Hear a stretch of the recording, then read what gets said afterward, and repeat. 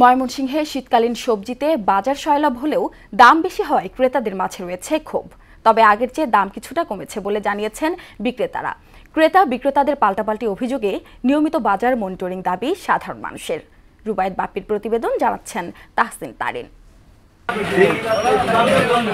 ময়মনসিংহের কাঁচা বাজারগুলোতে এখনও স্বাভাবিক হয়নি সবজির দাম।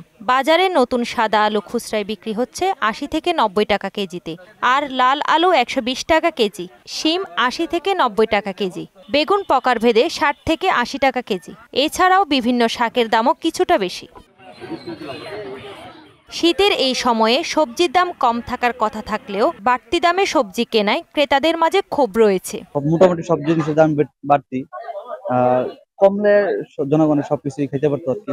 ফুলকপি এগুলা এই ৫০ টাকা যাচ্ছে, ৬০ টাকা যাচ্ছে, যা একটু বেশি, স্বাভাবিক অন্য সময়ের তুলনায় একটু বেশি মনে হচ্ছে। আলু, করলা এগুলো একটু বেশি দাম, এগুলো একটু কম হলে আমাদের জন্য একটু ভালো হয়। এইদিকে বরাবরের মতোই সবজির দাম কম বলে জানিয়েছেন বিক্রেতারা। তাদের দাবি, গত সপ্তাহের তুলনায় এই সপ্তাহে সবজির দাম কমেছে।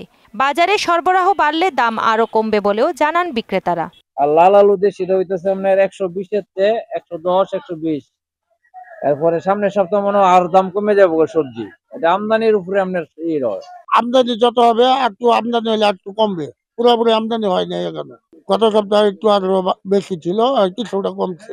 মানুষের কাঙ্ক্ষিত বাজার পরিস্থিতি ফিরিয়ে আনতে বাজার নিয়ন্ত্রণে নিয়মিত মনিটরিং করবে সংশ্লিষ্ট কর্তৃপক্ষ, এমনটাই প্রত্যাশা সকলের।